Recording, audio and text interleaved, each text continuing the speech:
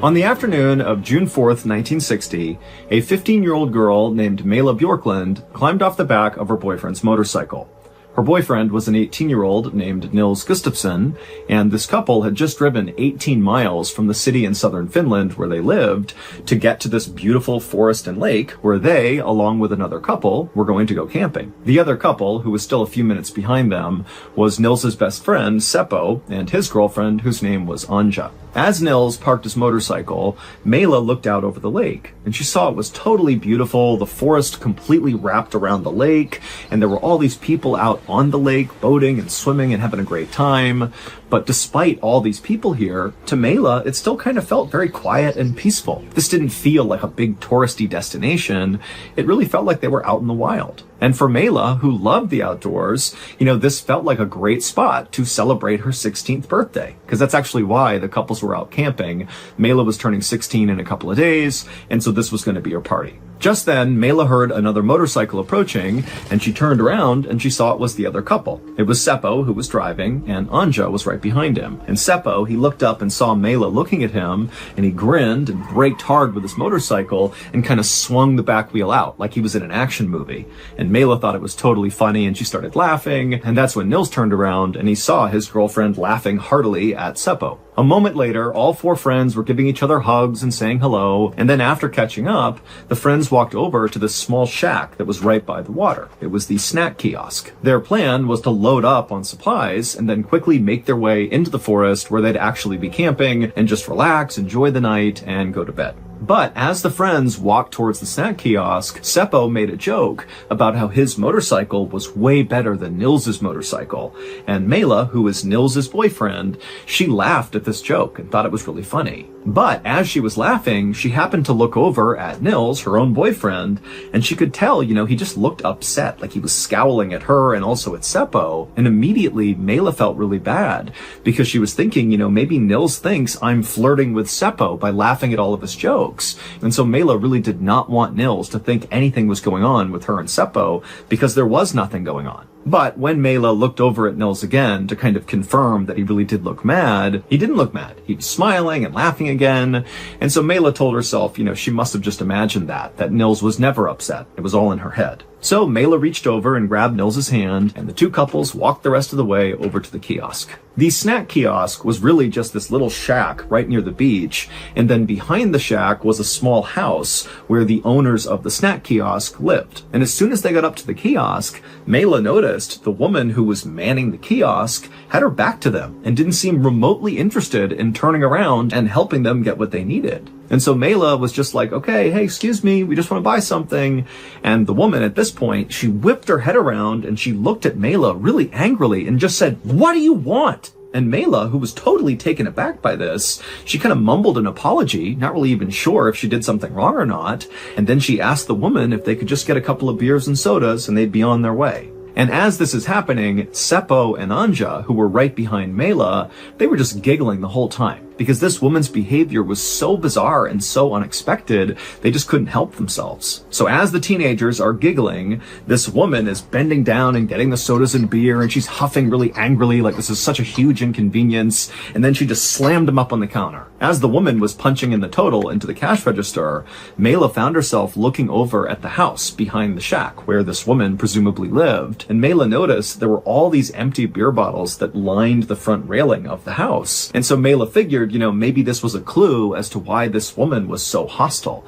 Any household that produced that many empty beer cans likely was not a very happy place to live. And so finally, the woman in the kiosk gave the teenagers their total, at which point Nils stepped forward and he actually paid for the stuff instead of Mela. And then as Nils and Mela grabbed the things they bought and were about to turn and leave, the woman in the kiosk kind of cleared her voice and she asked them, hey, are you camping out by the lake? And to Mela, it seemed like this woman was suddenly being really nice, maybe as a way to kind of make up for how rude she was when they first walked over. And so Mela put on a smile and told this woman that, we're staying out by the lake. We're really excited about it. Thanks for asking. But the woman did not seem happy to hear this. Instead, the woman kind of scowled and then told them that they better set their tent as far away from here as possible. none of the teenagers had any idea how to respond to this. So they just kind of stood there, and there was this really intense, awkward silence for a moment, and then the kiosk lady just began literally shooing the teenagers away, telling them to go, get out of here. And so finally the teenagers did turn around and started walking. But after walking pretty far away from the kiosk, they heard the kiosk woman yell out at them one more time. She basically yelled at them that her and her family had already had lots of trouble with wild teenagers in the past camping out around this lake. And so now she and her husband were totally sick of it. And so after the kiosk lady yelled out this final comment, Seppo and Nils and Anja, they just started laughing because it just seemed so absurd how disrespectful and awful this woman was being, to the point where it was comical. But Mela, she didn't think it was funny. She seemed mean and very angry, and it totally freaked Mela out. But just a couple of minutes later, the teens were back at their motorcycles, and Nils and Mela hopped on one, and Seppo and Anja hopped on the other, and then they began driving down this wooded path that would take them to their campsite. The ride to their campsite was a very short one, and where they were positioned was on this piece of land that sort of jutted out onto the lake. It was very heavily forested, and so it's this amazing view of the water, but it's very secluded in the trees. And so right away, Nils and Seppo, they parked their motorcycles up against the trees, they pulled out a simple canvas tent, and they strung it up between two birch trees, and then with their campsite all set up, they grabbed some beers, and the friends began to drink. And it didn't take long before Mela had totally forgotten about the kiosk woman and how awful she had been. After all, Mela had really been looking forward to this trip, and now she was here at the campsite, relaxing with her friends. I mean, this was great. Also, Mela was really excited about her relationship with Nils. It was a relatively new one, and it was obvious that, for once, her boyfriend was somebody who liked her as much as she liked him. And also, Nils was very handsome, and he was popular, and he had this dark brown hair that he combed straight up, and he always wore this leather jacket everywhere. And so Mela just really liked being around him. He was super cool and made her feel really grown up. After sitting around for about 30 minutes to an hour, just having a couple of drinks and swapping stories and kind of easing into their night, the friends eventually made their way down to the water, and they went swimming for a while, and they continued to drink down by the dock. And then when they were tired of swimming, the teens just laid on the dock and enjoyed looking out at the sunset. Even though actually in Finland at this time of the year, it's not really a sunset because the sun does not actually fully set. And so when this happens, these are known as white nights, which are very beautiful. I mean, it's kind of like this hazy glow in the sky from the sun not quite setting. And so on this night, the teens are out there on the dock. They had this beautiful, white night to look up at. And for Mela, she felt like this was the perfect birthday celebration. In fact, she would jot down in her diary later that night just how amazing everything was going and how much fun she was having with Nils and their friends. Finally, the teens were done down by the dock, so they grabbed their things, they went back up to the campsite, they dried off, they changed, and then all four of them piled into their one little tent to go to sleep. And eventually, all four of them would drift off to sleep, but then at some point in the middle of the night, Mela woke up. And she heard rustling sounds outside the tent, and so she wondered if, maybe one of the friends had gotten up, and so she sat up and looked out the tent, and she couldn't see anything. She just saw the kind of hazy night sky from the white night, and she couldn't really tell if everybody was inside the tent or not. But then suddenly, a dark, shadowy figure moved in front of the tent flap, the open tent flap. And so this shadowy figure totally blocked all the light that was coming into the tent from the white night. And then this shadowy figure looked into the tent, and they had these bright, glowing red eyes. And before Mela or anybody else in the tent could do anything, there was a snapping sound, and the tent fell down on top of them. The next morning at 6 a.m., two boys who were not in any way connected to these four teenagers were at this lake. They were over to the side doing some fishing, and they were looking kind of out generally in the direction of where the four teenagers had stayed the night before. And this particular day, the lake was not remotely crowded like it was the day before. Basically, it was a ghost town. And suddenly they saw emerge from the forest, basically where the teens had camped, was this young man with blonde hair who was just running away from where that campsite was. And so these boys just stared for a second at this random guy with blonde hair running away from the campsite until the boys lost interest and just went back to fishing. As the morning wore on, more and more people came to the lake, but nobody made their way out to the campsite where the teenagers had been the night before. That is, until a father and his two sons decided to head out that way to go to that dock to go swimming. And so this father and his sons began walking on the same wooded trail that Nils and Seppo had driven their motorcycles on to get out to that camping site. And he eventually makes it to the clearing in the forest where this campsite was. And right away, he spots what looks like a crumpled heap of canvas kind of sitting between two trees. And he couldn't really tell what it was. And so the father walked a little bit closer to investigate. And eventually he realized what they were actually walking up on, at which point he threw up a hand to stop his sons from going any closer, and he turned around and he told his kids, "We have to leave right now." And so the father and his sons, they run back up that trail, they find a phone, and they call the police. When the police arrived at the lake just before noon, they would walk out to that campsite and they would see that crumpled heap of canvas, and then also in and around that crumpled heap were the 4 bodies of the 4 teenagers who had stayed there the night before. Anja and Seppo had not even made it out of the tent. They had been beaten and stabbed to death basically through the canvas fabric. Mela did manage to get out of the tent. However, she did not escape. She was kind of laying on top of the tent, and she had broken bones, and it would turn out she was stabbed a total of 15 times, and some of those stabs came when she was alive, and some came when she was dead. And then laying next to her was the body of her boyfriend Nils, and he was basically unrecognizable. His head had been beaten to a pulp. As officers descended on the scene and began rifling through the teenagers' backpacks and different belongings, one officer knelt down near all the victims to look more closely at each of their injuries. And as they were looking at each of the victims, they suddenly heard this gasping sound. It was very faint, but they could definitely hear it.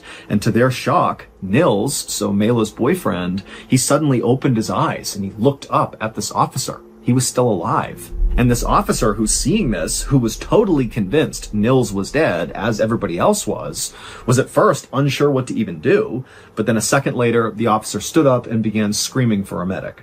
After Nils was taken away in an ambulance, the different investigative teams that had descended on the scene began going over the evidence and different things they had found, and pretty quickly, the general feel amongst all the investigators was this crime scene does not make any sense. There were some things missing from the crime scene that seemed to indicate this could have been a robbery, like missing wallets and missing watches. But there were other things that were missing that just didn't really make any sense to have been taken.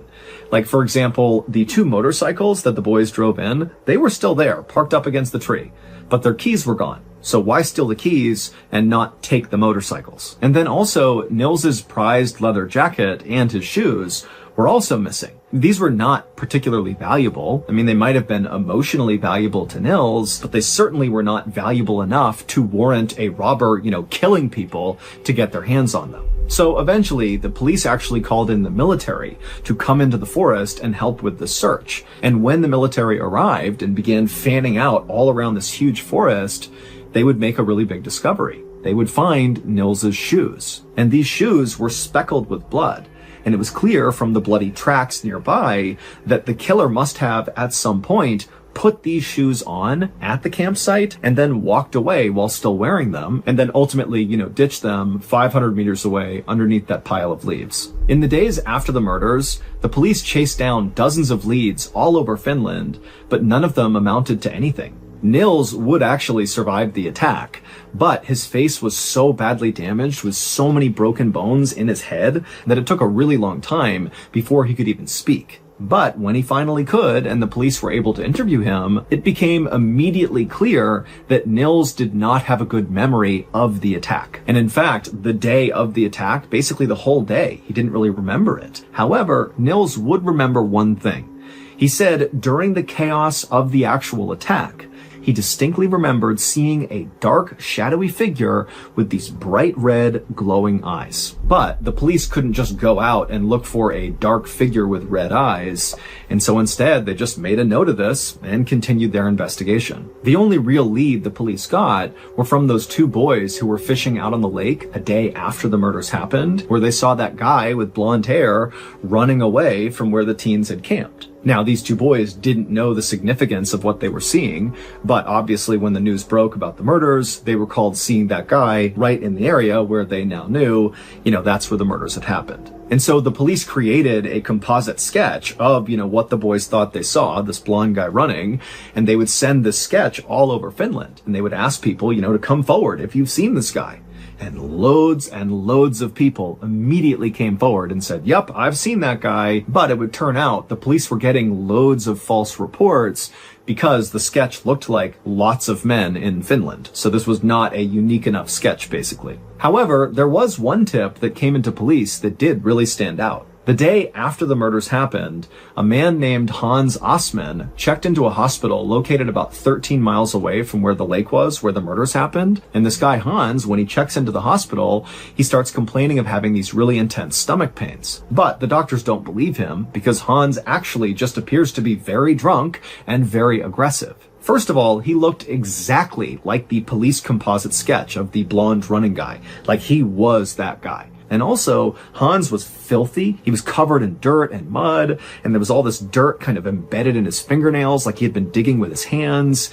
And he also had all these red stains all over his clothes that he refused to explain. And so eventually, one of the doctors called the police, and when the police interviewed Hans, they would discover that he had a history of violence, and he also said he used to be a member of the Nazi Party, and he also was a member of the Russian secret police, and all of this just seemed like a lie, but basically he seemed like a very erratic and unstable person. But Hans had a rock-solid alibi. On the night of the murder, Hans was located in a city about 15 miles away from where the murders happened at his girlfriend's house with his girlfriend and also his girlfriend's sister and brother-in-law. And so as much as they wanted Hans to be their guy, the police learned, obviously he's not. And this was basically how the entire investigation went. The police would interview over 4,000 people, but despite all that, they still could not figure out who did this. And so slowly, the case went cold. And that was it for 44 years. Lots of theories, but not one suspect. But then, in 2004, prosecutors made a stunning announcement. They said the killer was Nils Gustafsson, the 18-year-old boyfriend of Mela, who was the only one who survived the attack. And the prosecutors pointed to two pieces of evidence to support this theory. The first piece of evidence was there was this woman who was staying out at the lake on the night of the murders, not far from the teenagers' campsite, who remembered overhearing two men really aggressively fighting before the murders ultimately happened. Prosecutors hypothesized that what that woman overheard was Nils and Seppo fighting with each other. That Nils was mad at Seppo about something to do with Nils's girlfriend, Mela. Perhaps he really was upset that it seemed like Mela was flirting with Seppo, and so Nils felt betrayed. But, something was happening there where these two young men were fighting over a girl. In the prosecutor's eyes, this would also explain why Mela had been stabbed so many times. That basically Nils must have been so furious about whatever was happening between Mela and Seppo, and then, his rage took over and he really took it out on his girlfriend. The second piece of evidence the prosecutors used to support this idea that Nils was the killer were Nils's shoes, which were found under those leaves about 500 meters away from their campsite. The prosecutor said there was blood on the shoes, but not in the shoes.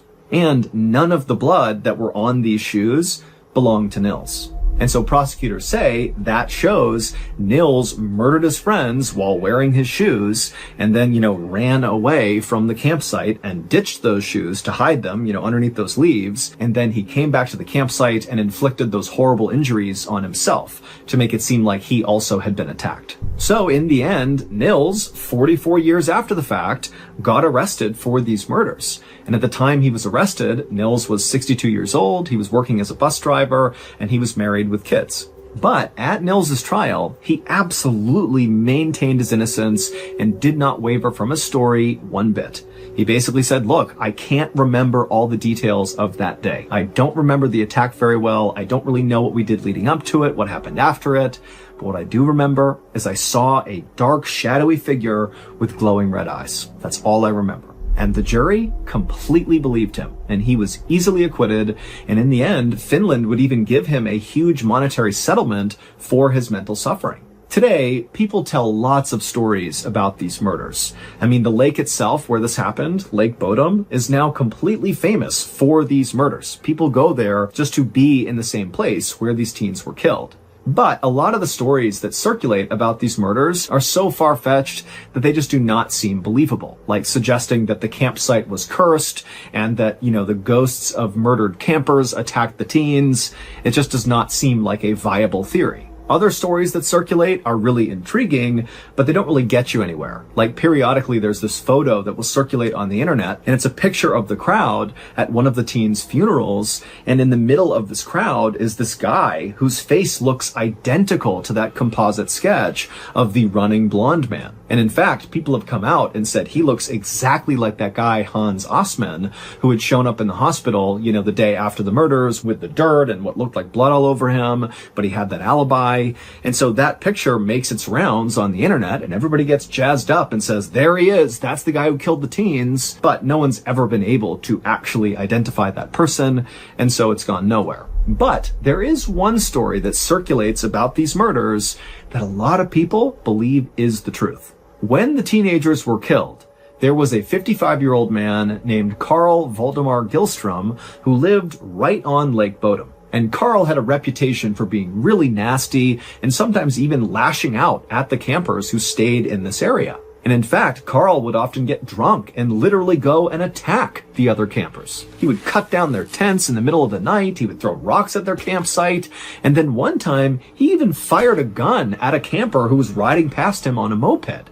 He missed, but this guy is an absolute nightmare. And so after the murders happened, locals who knew about Carl immediately went to police, and they were like, that's the guy who very likely did this. This is totally something he would do. But when police went and tried to speak to Carl, they wound up speaking to Carl's wife, who was the kiosk woman, the woman who was so nasty to the teens when they first arrived and basically told them to get away. Yeah, so the police talked to her, and she would tell police that Carl was with her and her kids when the murders happened. And so the police believed her and never really considered Carl a serious suspect. But in the Lake Bodom area, when people heard he was not being looked at closely, people felt like this was a huge mistake. But 9 years after the murders, so at this point the case is totally cold, Carl is having a drink with his neighbor out near the Lake Bodom area, and as they're just sitting there having drinks, relaxing, Carl winds up admitting to the neighbor that he was the Lake Bodom murderer. He literally said to his neighbor, don't you understand that I'm the murderer of Bodom? And the neighbor apparently was so caught off guard and so horrified by this that they said to Carl, well, if that's the truth, you should go drown yourself. And then the next day, where was Carl found? Out in the lake, drowned, right near where the teens had been attacked. Now, the police were never able to actually figure out if his death was accidental, or if he had done it to himself, or if somebody else had done it to him. But that's the story, and lots of people believe that Carl was so racked with guilt over what he had done that he did what his neighbor suggested.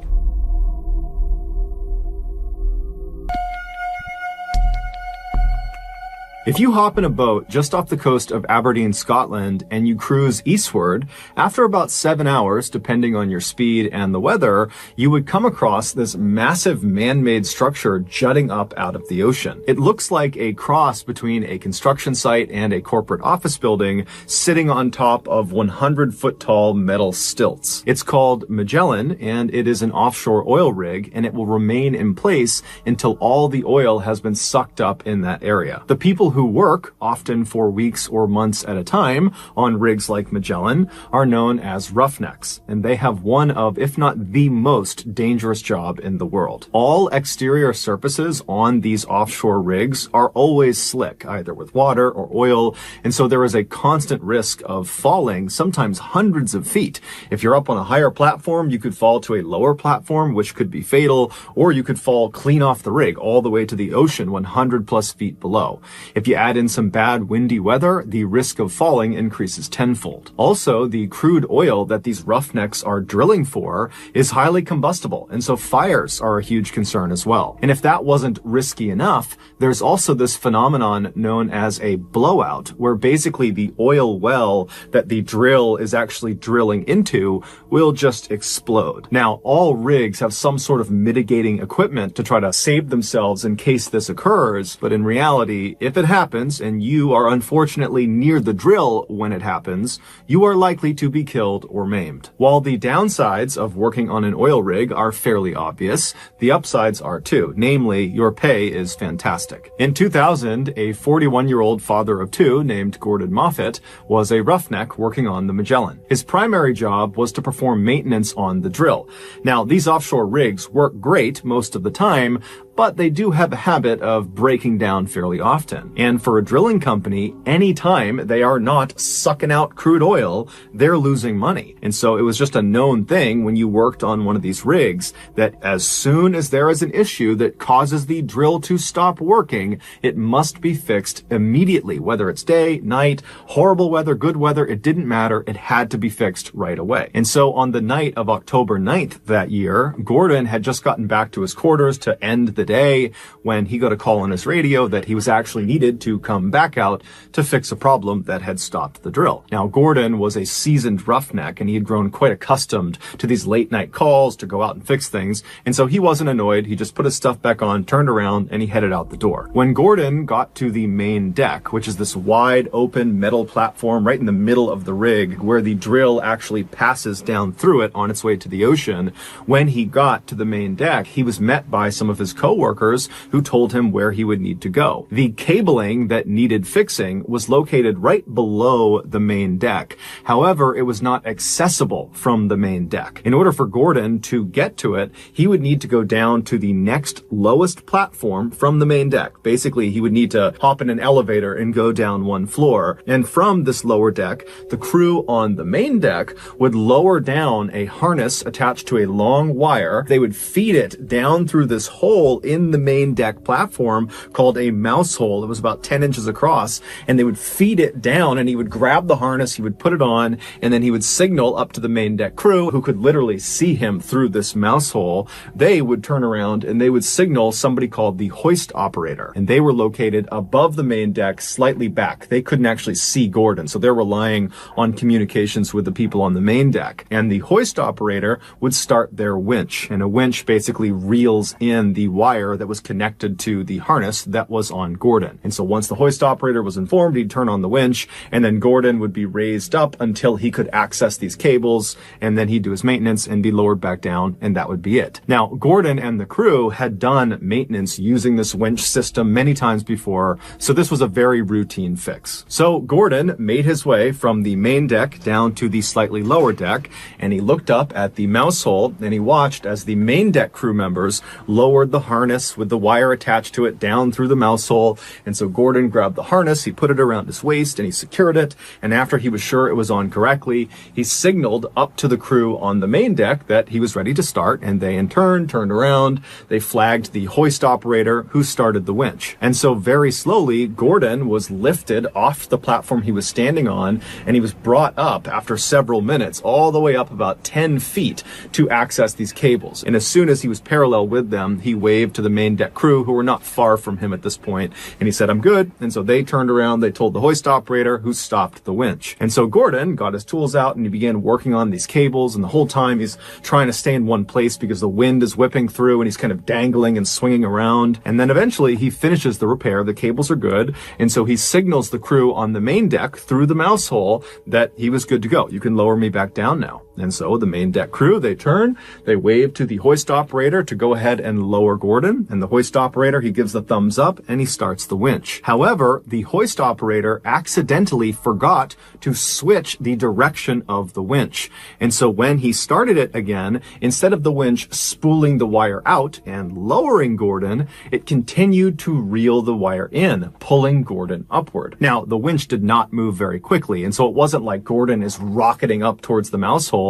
However, this problem was immediately recognized by Gordon and the main deck crew, and so they're frustrated. They're yelling up at the hoist operator saying, "Stop, stop, stop, reverse the winch." They're all waving and flagging this guy down. But the hoist operator, after he had hit start on the winch, had just kind of turned around, because this is a routine thing they've done a million times before. And so he's not looking at the crew on the main deck. So he has no idea what's going on. And it was so windy and loud that night on board the rig that he couldn't hear their cries. And so the winch just continued to reel in the wire, slowly raising Gordon closer closer and closer to the mouse hole. Now, Gordon could not get out of his harness unless he was on the platform below. So there was no way to escape the situation he was in. And so Gordon, after a few seconds of this not stopping and him continuing upward, he starts screaming. He's not annoyed anymore. He's terrified. And so is the crew on the main deck. They are now frantically screaming at the hoist operator to stop the winch, but nothing is working. And so one of the main deck crew members, sensing that they need to do something different to get this guy's attention,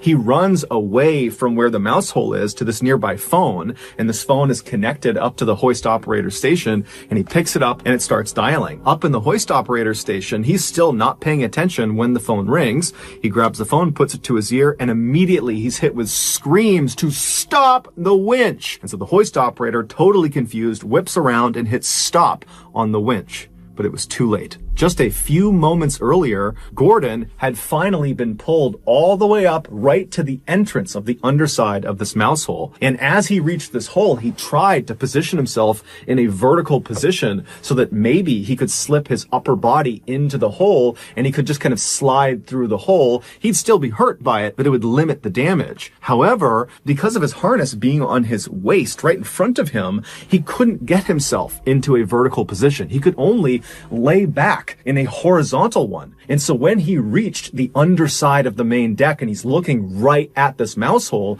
he just put his arms and his legs out and tried to push himself back as if he could fight the winch and keep himself from going into this hole. But there was nothing he could do. And so his pelvis first was pulled into the 10-inch hole. And as his body begins to literally break in half, he's screaming out in pain. And then by the time the hoist operator had hit stop, Gordon was already deceased, and only a section of his torso actually made it up through the hole. Gordon's company was found guilty of being blatantly delinquent on many safety protocols, and so they were fined £60,000, and then they paid an undisclosed amount to Gordon's family. On the afternoon of January 22nd, 2024, an elderly woman named Janet Lee sat in front of her computer in an office on the second floor of her home in Newcastle, England. She was going over some recent bank statements, but it was kind of hard. She was distracted because all she could hear was her boyfriend downstairs talking to someone. So Janet's boyfriend was a guy named Richard O'Connell, and he and Janet had been together for about 20 years. Now, despite not officially being married, they sort of functioned like a married couple.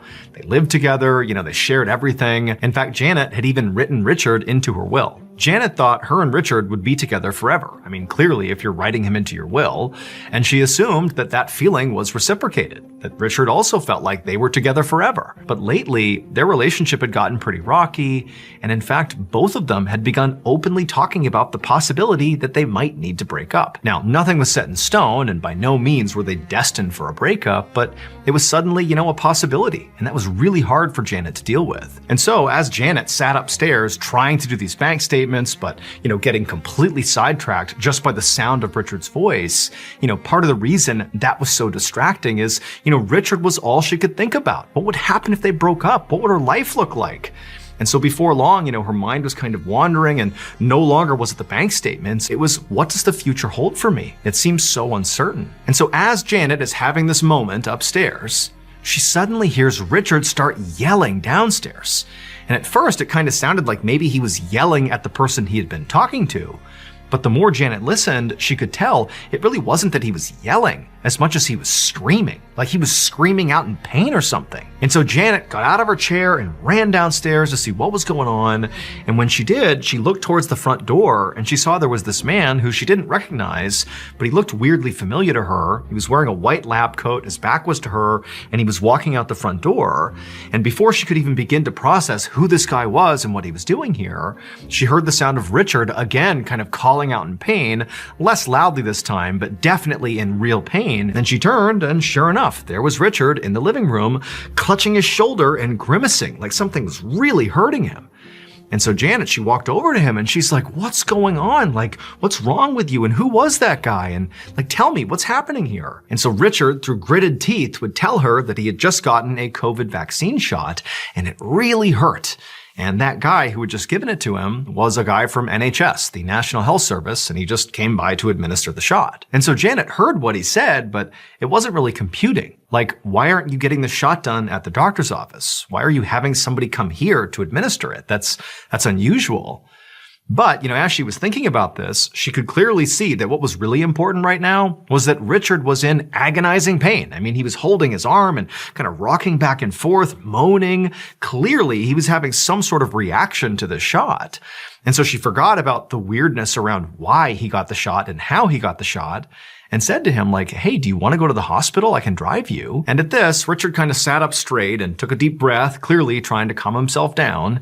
And even though obviously his shoulders still hurt from the shot, he said to Janet that, the guy from the NHS told me this was normal. There's pain associated with this particular shot, and it would just go away on its own. And so I'm just gonna wait and let this thing fade. At this point, Janet was still worried about Richard, but, he seemed pretty confident that this was not a big deal. And so she decided she would simply follow his lead. And she said, okay, if that's what you want to do. And then she turned and she went upstairs and continued trying to do her bank statements. But 2 days later, Janet did end up driving Richard to the hospital. Because over those 48 hours since Richard got that COVID shot, the spot on his arm, the injection site, had turned red and began to blister and bleed. And then eventually it turned black. And so at that point, they went to the ER. Hospital doctors would diagnose Richard with something called necrotizing fasciitis, which is a bacterial infection more commonly known as flesh-eating disease. Basically, the skin and muscle of Richard's arm was dying and rotting, but from the inside out. The doctors told Richard he would have to have emergency surgery to remove the rotting flesh to stop the spread of this infection. But before they could even do that, they needed to figure out how this infection had even begun. And so at this point, Richard began telling the doctors all about how, 2 days earlier he'd gotten his COVID shot, and pretty much right away it had been so painful, and then it blistered and bled and turned black. And then also, over the course of this discussion that Janet is listening to as well, Richard began describing the NHS guy who had actually come to his house. Now remember, Janet had only seen this guy for a brief second when she had run downstairs. She had seen him walking out the front door. She just saw the white lab coat, but something about him seemed weirdly familiar, but she kind of put that thought out of her mind. But now, as she's listening to Richard describe this NHS guy with a little more detail this time, suddenly something clicked. She realized she knew why this guy seemed so familiar. And this realization filled her with horror. It would turn out that NHS nurse was not really an NHS nurse. Instead, they were a man that both Janet and Richard knew very well. However, they were extremely well disguised, and so Janet and Richard did not recognize them. This man's name was Thomas Kwan. And Thomas, after coming inside their home, did not inject Richard with COVID-19 vaccine. Instead, he injected Richard with a deadly pesticide called iodomethane. That pesticide immediately caused that excruciating pain that Richard was feeling that caused him to scream out, and ultimately killed and began to rot away the flesh in his arm. It would turn out Thomas Kwan was Janet's son, and he was furious at her for putting Richard in her will and allowing Richard to get her house when she died. And so he decided he would basically inject poison into Richard, killing Richard to secure the house for himself. But Richard would survive the ordeal. He would have to undergo several pretty intense surgeries, but he ended up being okay. As for Thomas, he was arrested and convicted of attempted murder and sentenced to 31 years in prison. On the afternoon of December 6, 1997, a man named Yuri Trush drew his rifle and crept silently through a remote forest in eastern Russia as he and his team of 3 other armed men and his dog followed this trail of pink snow. All of the men and the dog were on very high alert because they knew someone or something was out in these woods watching them. After walking for a while, Yuri and his crew spotted a small cabin up ahead in this clearing. This cabin, they knew, belonged to a guy named Vladimir Markov, who was a hunter who had gone missing recently, and that was actually why Yuri and his crew were out here. They were searching for Vladimir. But as Yuri and his crew got closer to this cabin, Yuri couldn't help but feel really terrified. Yuri was a 47-year-old big-time weightlifter and ex-military guy who was also a seasoned hunter. I mean, this is a tough, strong guy. But as he walked up on Vladimir's cabin, it was super obvious that something horrible and violent had happened here.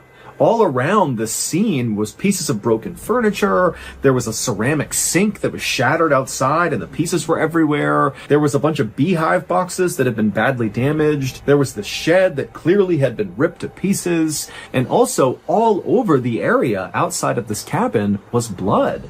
And this pink trail of snow, this blood trail they were following, led right up to the front door of this cabin, where there was also a big streak of blood on the front door.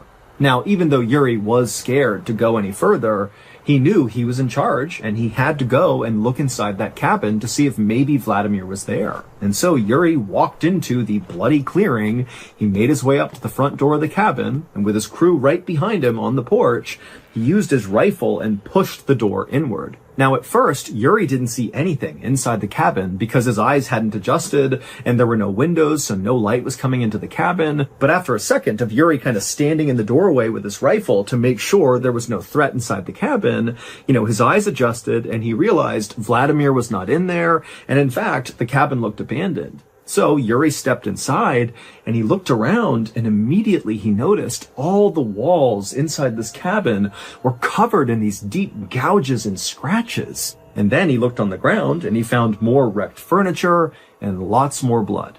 But in a weird way, this actually gave Yuri some hope that maybe Vladimir was alive. He might be badly hurt, but if he's not here, he must be somewhere. And so Yuri turned around and he walked out of the cabin, and right as he stepped onto the snow with his men and his dog right behind him, three things happened practically all at once. The first thing was Yuri's dog began whining uncontrollably and running in circles. And number two, there were all these crows in the trees nearby that just all at once suddenly flew into the sky and disappeared.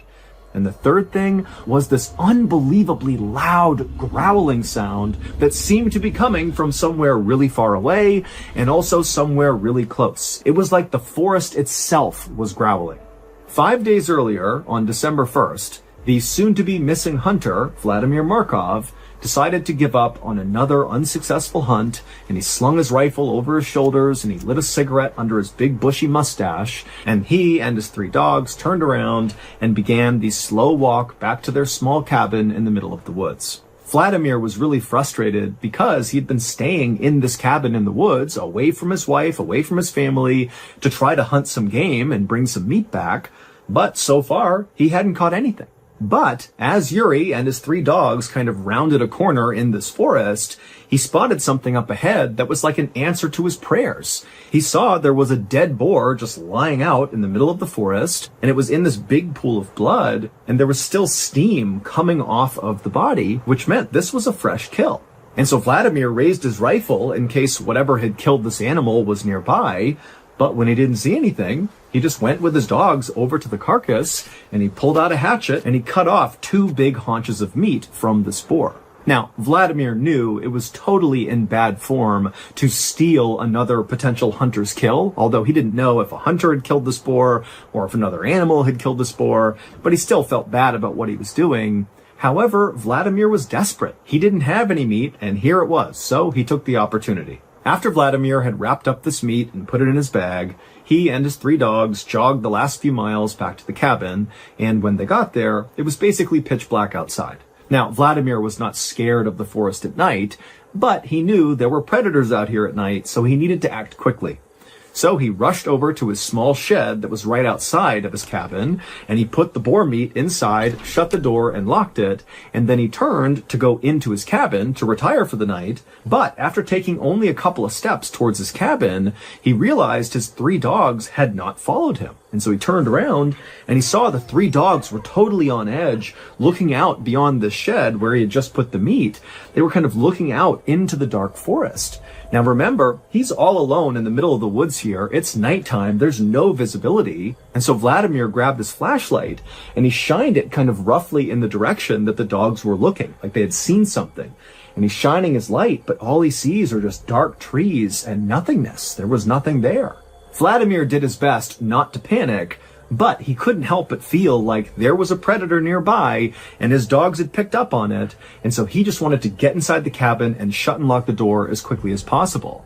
And so he began backing up towards the door of his cabin while calling his dogs towards him, and 2 of the dogs followed. But a 3rd dog just stayed where she was and continued to kind of whine and growl and look out away from the cabin in this direction that all the dogs were looking. But eventually, this dog just took off running into the forest. Vladimir, who loved his dogs, screamed and screamed for this dog to come back. But the dog didn't. And so Vladimir just stood there with his 2 dogs in front of his cabin door, listening to the bark of this 3rd dog getting farther and farther away into the woods. And then suddenly, Vladimir heard his dog start to whimper. And then it was like the forest erupted with the loudest growl he had ever heard in his life. And then there was silence. Vladimir was horrified and just instinctively grabbed the 2 other dogs and stumbled into his cabin and shut and locked the door behind him. Now, Vladimir adored his 3 dogs. Those were his closest friends in the world, and all he wanted to do was run out there and save that 3rd dog. But just based on how loud that growl was, he knew whatever was out there would kill him. And so this was a suicide mission if he went out there. And so he decided he would just stay put with the 2 dogs. And he just hoped that his 3rd dog somehow survived its encounter with whatever was out there. After sitting in his cabin for only a couple of minutes, kind of consoling his 2 other dogs, Vladimir heard more activity outside of his cabin. He heard what sounded like woods splintering and breaking. Now, there were no windows in Vladimir's cabin. However, he had drilled a couple of holes, very small holes, in each of the walls of the cabin so he could look out and use them as hunting blinds. And so Vladimir ran to the hole that looked out the front of his cabin towards where his shed was and where this wood breaking sound was coming from. And when he looked out through this hole, remember, it's the middle of the night, there's no lights outside, so he couldn't really see anything. But even in the darkness, when he looked kind of roughly in the direction of the shed where the boar meat was, he could clearly see this huge, shadowy creature moving around really violently, like its body was jerking in different directions. And it was obvious to Vlad that whatever this creature was, it was ripping his shed to pieces, breaking all the wood apart, probably to get in and get the boar meat. And that's when it dawned on Vladimir that whatever this creature was, it very likely was the creature that killed the boar that he stole, and now this creature was back to reclaim its meat. And so as Vladimir realized that, he just hoped that whatever this creature was, once it had its boar meat back, that it would just leave and not come after him. However, after this creature had totally decimated the shed, and so by default had clearly reached the boar meat inside, the creature didn't leave. It just sat down and stared in the direction of Vladimir and the cabin.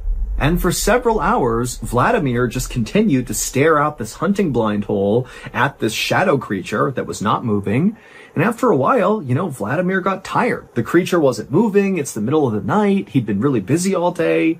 And so at some point, Vladimir and his 2 dogs kind of dozed off. And when they woke up a couple hours later, when it was still dark outside, Vladimir looked out the hole again, and he saw the creature was actually now gone.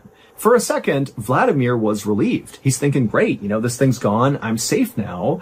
But just to make sure, he wanted to go to the other holes he had drilled in the walls of his cabin to look out in all 4 directions and make sure this creature really was gone. So he stood up and he walked over to one side. He looked out that hole and all he saw was dark forest, nothing there. He walked to the other side of the cabin to another one of these holes. He looked out it and again, just dark forest, no creature. Then he goes to the back of his cabin and looks out that hole, and this time, again, he does see just dark forest, but then suddenly something slammed into the wall that he's looking through, and then just as suddenly as this huge collision has happened, as Vladimir is kind of still looking out the hole, this massive yellow eye suddenly lowers down and looks right back through the hole right at Vladimir.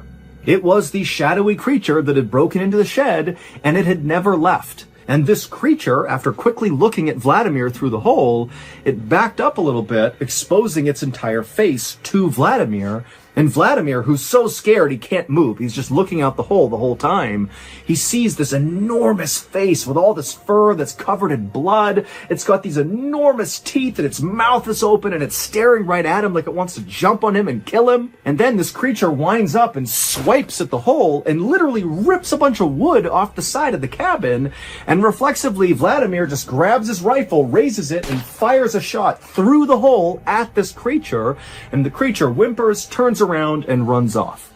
Vladimir would stay up the rest of the night, anxiously looking through each of the holes around his cabin, just anticipating this horrible thing to come right back and try to attack him again.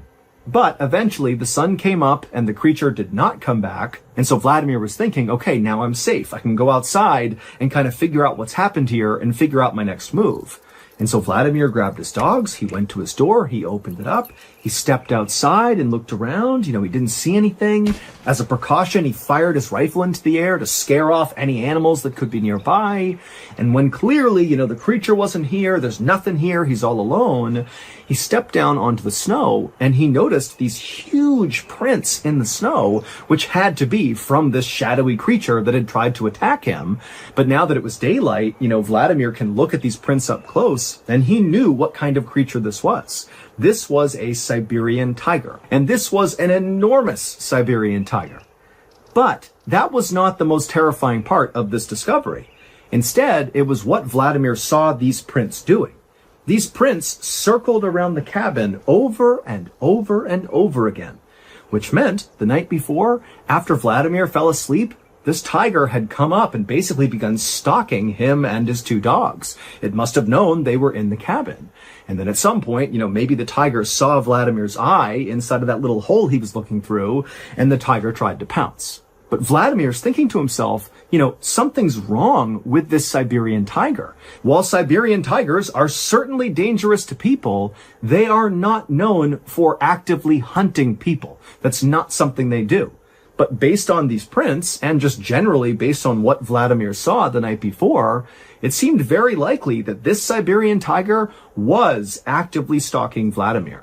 But even though Vladimir was totally terrified by this point, the only thought really going through his mind at this point was going out and trying to find his missing third dog. He knew the chances of his dog still being alive were slim, but he had to go look. However, he knew he would need backup in case he ran into this Siberian tiger. So Vladimir put his two dogs on leashes, and then with them in hand, he began running towards his neighbor's house. It would take Vladimir and his dogs about 1 hour to run the 4 miles to his neighbor's cabin, and when he got there, he knocked, and his neighbor, whose name was Ivan, he opened the door, and Vladimir practically ran Ivan over, just trying to get inside of his cabin to safety.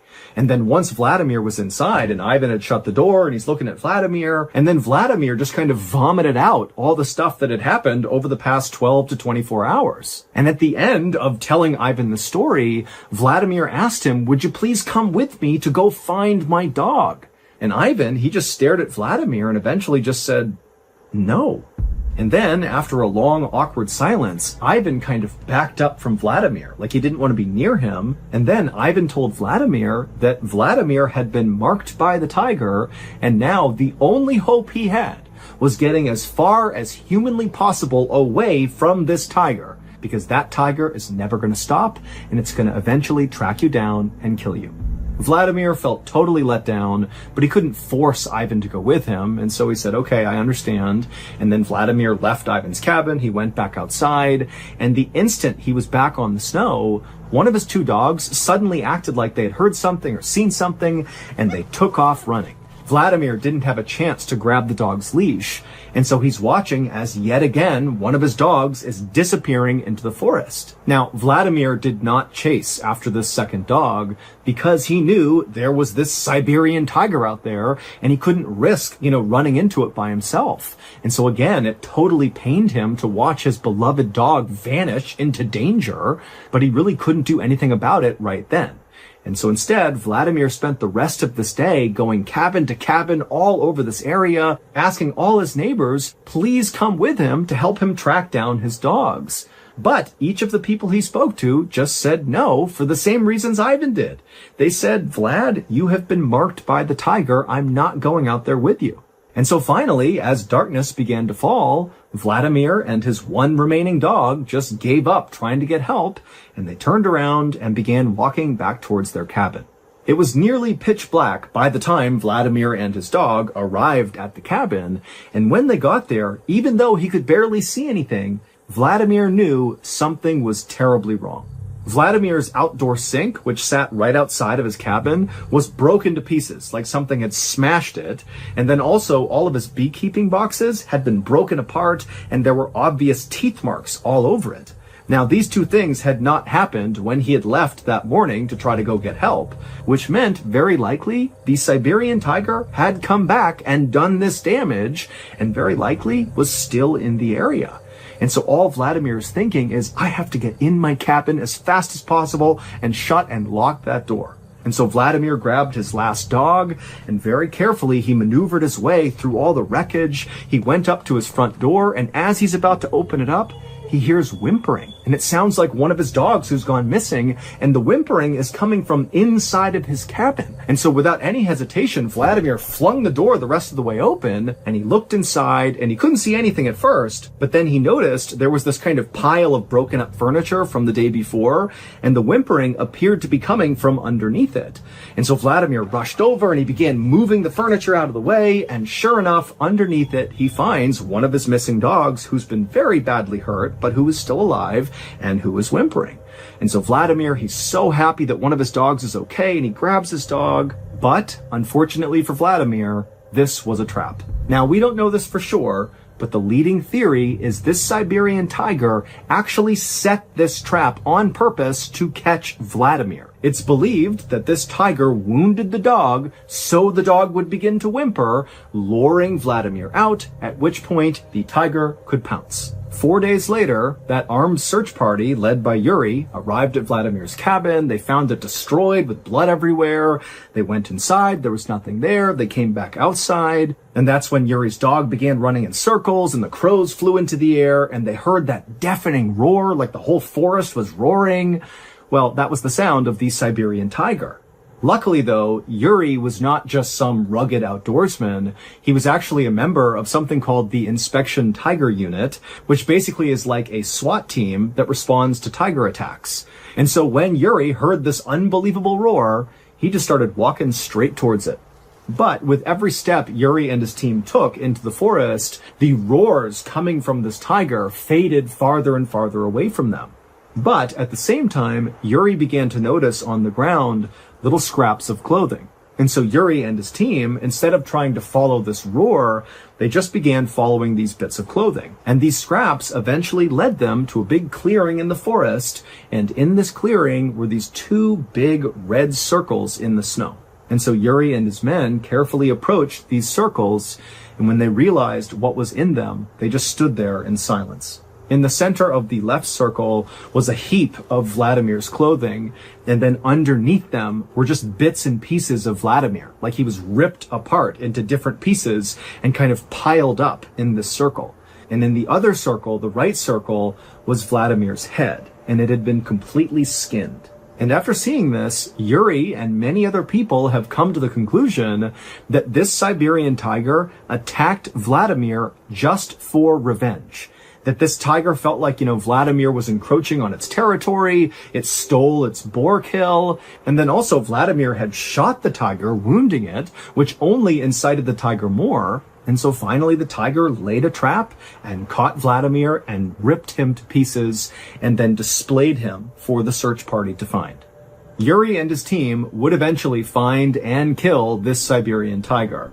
But by this point, the tiger had actually managed to kill at least one other hunter, and very much in the same way it killed Vladimir, by luring this hunter into a trap, and then pouncing and killing, and ripping the hunter to pieces, and then displaying them, basically warning other hunters not to come in here. And while the death of this tiger certainly made Yuri and other people living in this area feel more safe, at the same time, Yuri has been told by other locals that unfortunately now, because of his brush with this tiger, he has been marked by the tiger, just like Vladimir. And so, according to legend, at some point, unless Yuri goes far, far away, he's going to be tracked down and killed by a tiger.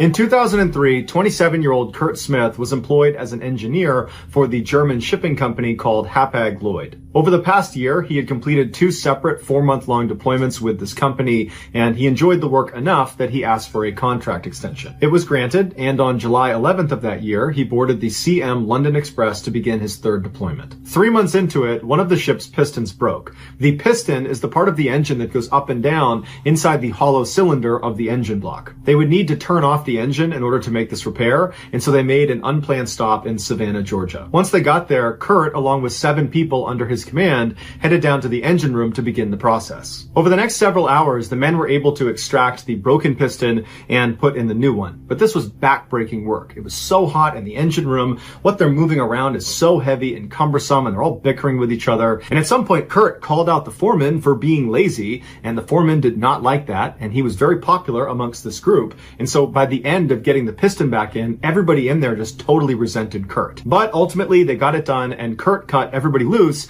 except for the foreman. He told him he needed to stay back and help him ensure all the pistons were properly installed. To do that, they would need to go inside of something called the scavenger air receiver, which is this tube that's 55 feet long by 5 feet wide with access hatches on either side, and it sits right next to the engine block. Each hatch on either end had 3 latches on the outside that were called dogs. And so Kurt undid the 3 dogs on his hatch and he opened it up. He crawled inside of the tube with his flashlight and he began crawling. And on his left side were these square cutouts, these windows called scavenger ports that looked into each of the engine cylinders. And so Kurt crawled along counting the different cylinders until he got to the 6th one, which is where they had replaced that piston. Meanwhile, the foreman went around to the aft hatch. He undid the 3 dogs. He opened up the hatch. And then using a remote controlled device, he was able to bring the pistons into position safely so Kurt could inspect them through the scavenger port. The procedure on the ship was if you were inspecting one cylinder, the expectation is you would inspect all of them. And that entire process took about an hour,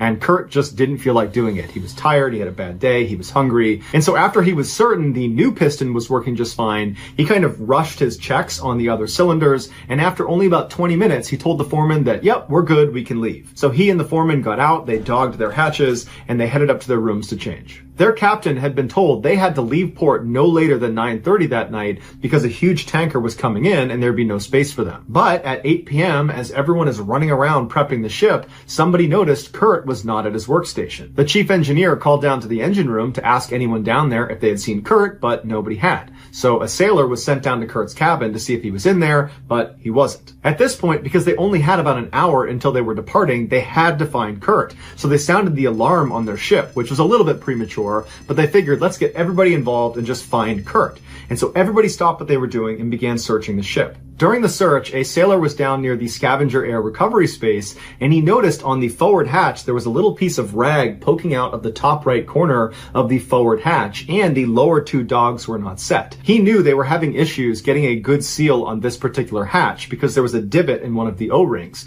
And so he figured someone must have put a rag right over that divot to try to help seal this hatch, and they just forgot to shut the 2 lower dogs. Now, it did cross this sailor's mind that Kurt could have gotten inside of the scavenger air recovery space and then somehow got locked inside. And so he did want to investigate. However, there was a very strict policy about who was allowed to actually open up the scavenger air recovery hatches. And it wasn't the sailor. It was only the foreman, the chief engineer, and Kurt. And so this sailor decided to play it safe and just close the lower 2 dogs and then told his superior that there was this weird rag poking out of the forward hatch and that someone should go down there and open it up and see if Kurt's inside. And so his superior went and told the chief engineer. And so as the chief engineer is making his way down to check on this strange rag situation, the foreman completely independently had gone around to the back of the scavenger unit to the aft hatch, so not the one with the rag poking out of it, and he unlocked the 3 dogs, he opened the hatch, he looked inside and shined his light, didn't see anyone, shut the hatch, locked all 3 dogs, and then began to walk away right as the chief engineer came down and saw him.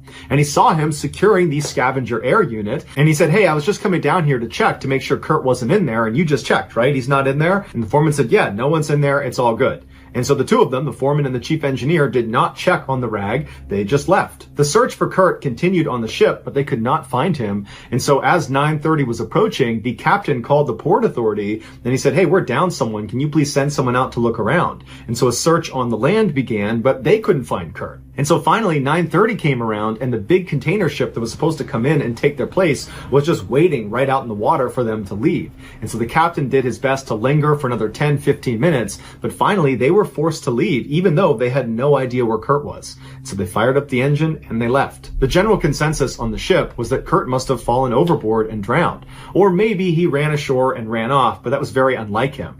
And so an investigation was launched, but it would probably be a while before anybody found out what happened to him. Finally, 2 days later, they arrived in port at Norfolk, Virginia. They powered off the engine and they got the ship ready to be put into harbor mode, where basically they open up all the hatches and they prep it to sit there for a while. And during that process, the foreman went down to the scavenger air recovery space and he opened up the forward hatch and he found Kurt. Although no one has all the details of what happened to Kurt, the leading theory is 2 days earlier, when he had done that abbreviated check of the engine cylinders, when he had basically cut it short with the foreman because he just didn't want to do it, he had gotten back up to his room and started to think to himself that if anything goes wrong with any of those pistons, that I'm going to be to blame, because the foreman was with me and I called the foreman lazy earlier and he doesn't like me, and so he's bound to turn me in. So Kurt decided he would go back down and do a more thorough check. But he didn't want anybody to know he was second-guessing himself, and so he was going to do this alone, even though it was a huge no-no to go inside of the scavenger air unit by yourself.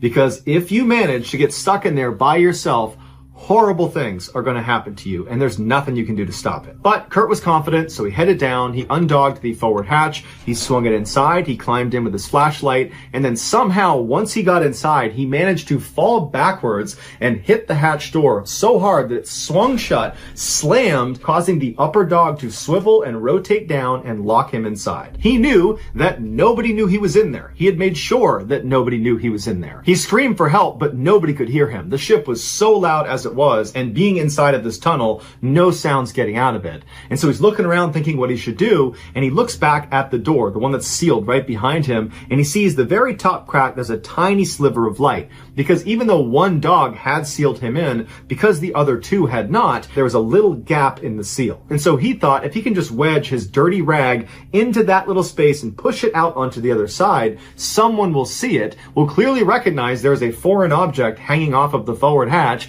and they'll have to open it up and they'll find me. And so once he wedged his rag up and through, he was confident he would be found, and so he slouched down against the back of the hatch and he just sat there waiting to be found. And then a little while later, he heard the sound of somebody not opening the hatch behind him as he thought they would, but instead locking the two dogs, making sure it doesn't open.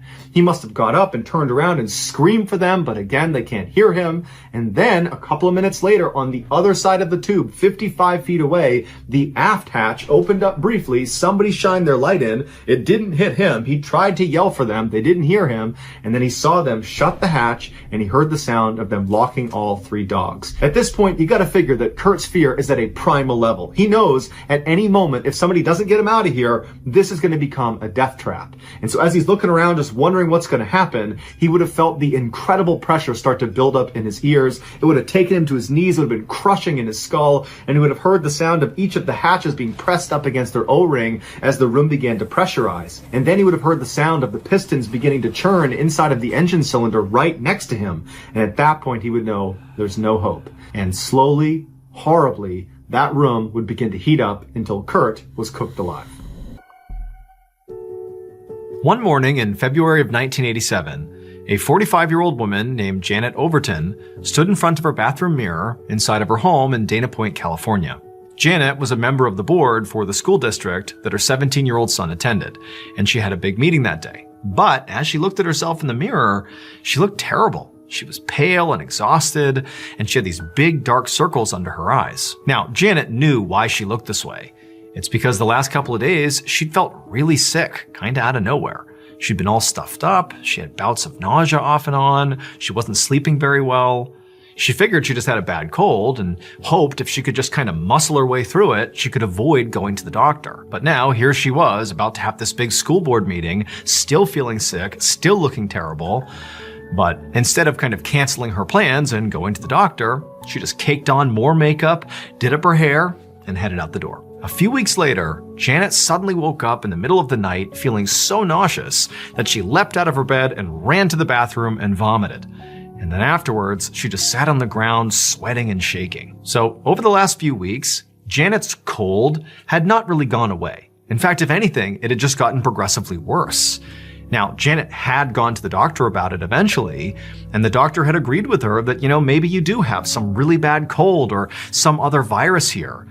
But the only thing they told her to do was just, rest and stay really well hydrated, and whatever this is, it'll just run its course. And so that's exactly what Janet had been doing over these several weeks, but it hadn't helped.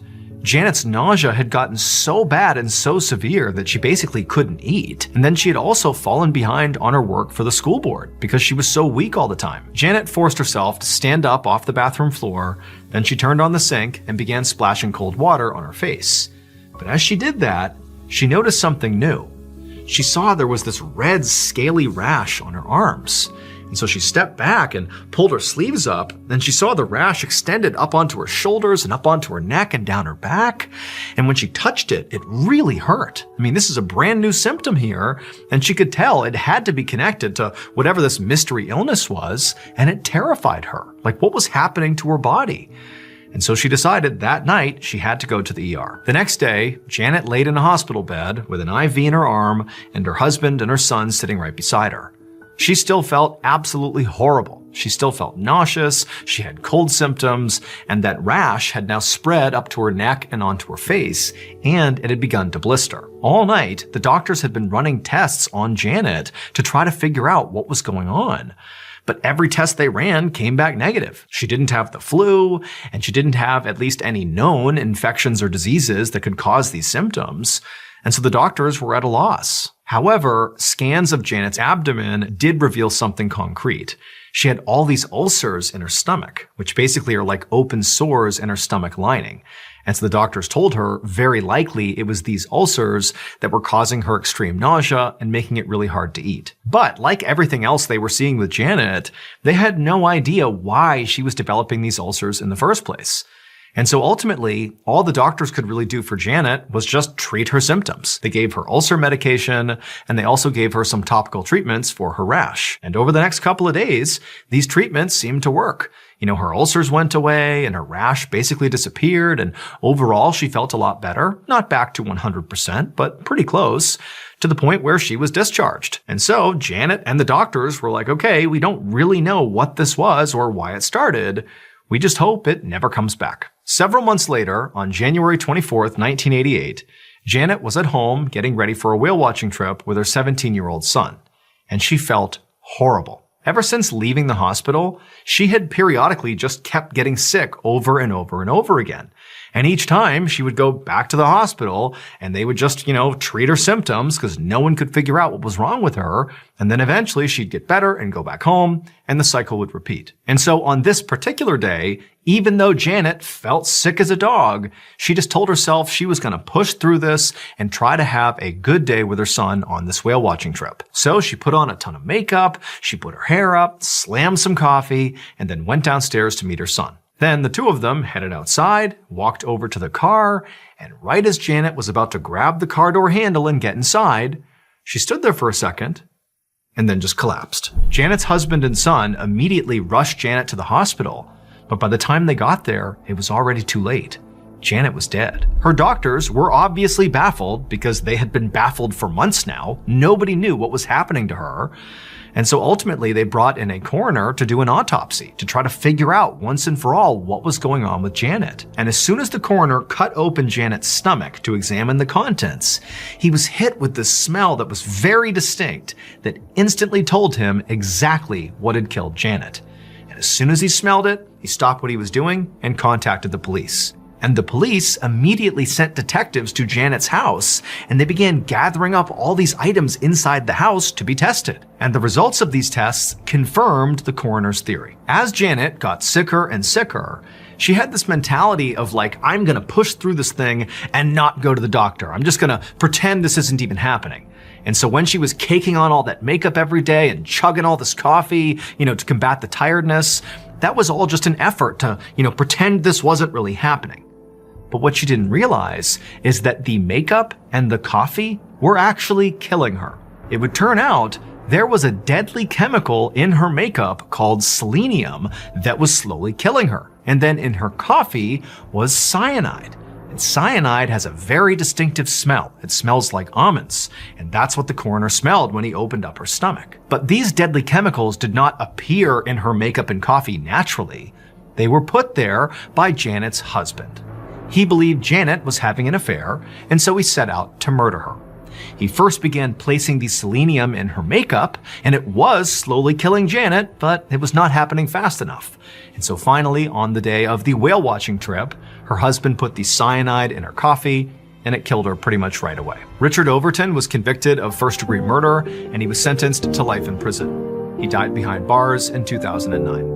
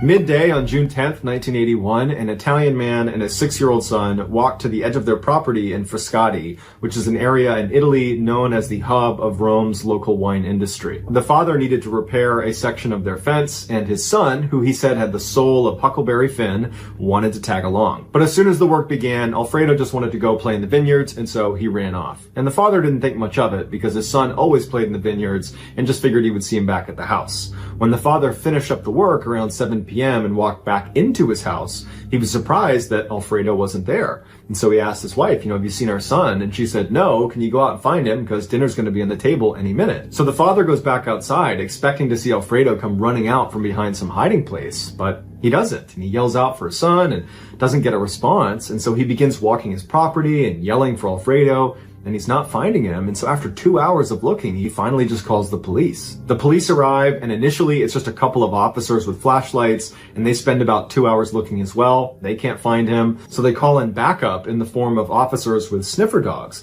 and the dogs began searching the property for another 3 hours, and they still couldn't find him. A little after midnight, the fire department, known in Italy as the fire brigade, they joined in as well. Shortly thereafter, a fire brigade officer was on the edge of Alfredo's property when he discovered a small hole in the ground. It would turn out Alfredo's neighbor had dug an illegal well, which was a common practice at the time, and generally, if you dug one of these wells and you struck water, you would report the well. But if you dug down and you didn't find water, you would just cover it up with a girder and you wouldn't tell anyone. In this case, however, the hole the officer was looking at did not have anything covering it.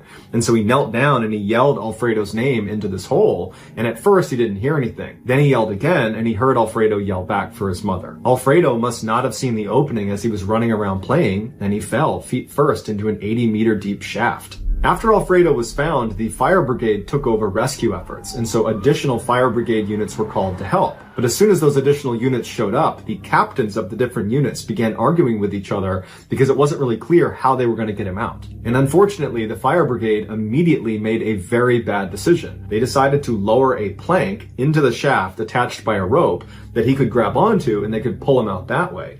But when they lowered it at about 24 meters, the plank got stuck inside of the tunnel. And when they yanked on the rope to try to free it, the rope came off of the plank, but the plank remained wedged in the tunnel, blocking the tunnel. By the following morning, TV crews had swarmed the area, and one of them offered up a two-way microphone that could be lowered down into the hole so they could talk directly to Alfredo. When the microphone was finally lowered down next to his face, he was crying and pleading for them to get him out and that he missed his mother. Amateur spelunker Tullio Barnaby, a 23-year-old, had come over and joined the vigil that night. The plank plan shocked him for its foolishness, and so too did the scene. It was like everyone and no one was in charge. The well opening had been widened in hopes that a very skinny person would be willing to be lowered down to remove the piece of wood that was obstructing the tunnel. And since Tullio was a spelunker and was comfortable in confined spaces and was pretty skinny, he volunteered himself to do it. As he was lowered down, he quickly realized the inside of this tunnel was not a straight shot. It was more like a corkscrew.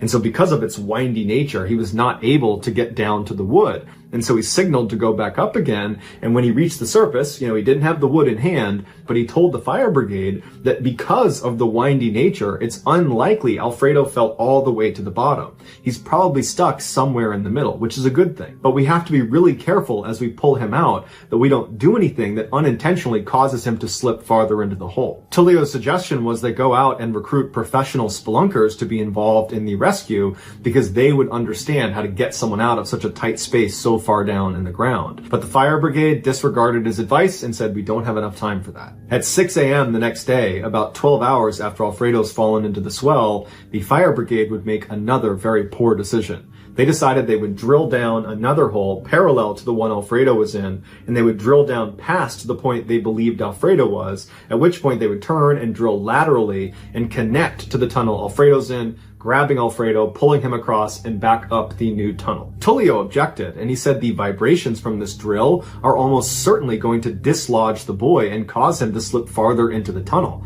But once again, the fire brigade did not listen to him. The drilling began about 2 hours later, and by that afternoon, Alfredo's plight had become major national news, with every single TV station playing a 24/7 live broadcast of the well, watching the drilling take place. Even the Italian president made a special trip to the well to see how it was going. But the drilling was very slow, and Alfredo, he had that microphone next to his head, and he was crying half the time. Then the other times he was just pleading with them to get him out and saying he was cold or that he was tired, and the rescuers would say, we're going to be down there to get you, don't fall asleep, we're going to get you out of there. Finally, after 36 hours, they had drilled all the way down to their intended stopping point, and they began drilling across into Alfredo's well. When they finally broke into Alfredo's well, rescuers rushed in with flashlights and looked up and looked down, and there was no sign of Alfredo. And they called it up to the top, and they said he's not here.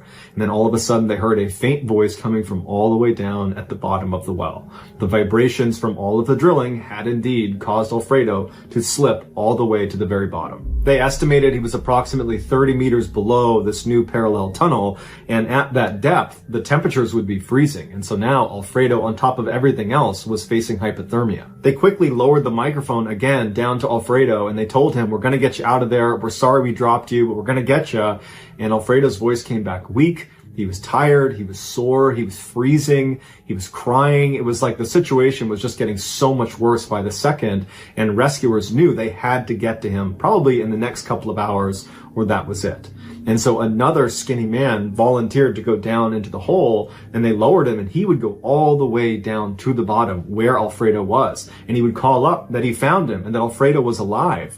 But Alfredo was stuck waist deep in this mud that the guy could not pull him out of. And so every time he'd begin to raise him slightly out of the mud, he'd lose his grip and he would fall back into the mud, going deeper into the mud each time. And after the 7th time of not being able to do it, Alfredo was getting dangerously close to being neck deep in the mud. And so the guy had to be pulled back out again. As soon as he was pulled back out again, more men volunteered themselves to go in there and try to yank him out, but many of them were not able to even get down to Alfredo. They would get stuck along the way. A couple did get to Alfredo, but they said his condition was worsening. He was weak. He wasn't even assisting, trying to get pulled out. It was clear they were reaching the end. Finally, at 6:36 a.m. on Saturday, so 2.5 days after Alfredo fell in, they could not get him to respond on that two-way microphone. And so they sent down a sonar probe, and they could not detect a heartbeat, and doctors declared him dead. The next day, liquid nitrogen was poured into the hole to preserve the body, and then 31 days later, they were finally able to extract it. After it was all over, the 25 million plus people that watched this take place live on television were crushed with what happened to Alfredo. There was a general sense that lots of people let this poor child down, which led to his death. But the person who was ultimately held accountable for it was the neighbor who had illegally dug the well. And so the neighbor was charged with manslaughter and was sent to jail, but their sentence is not publicly available online.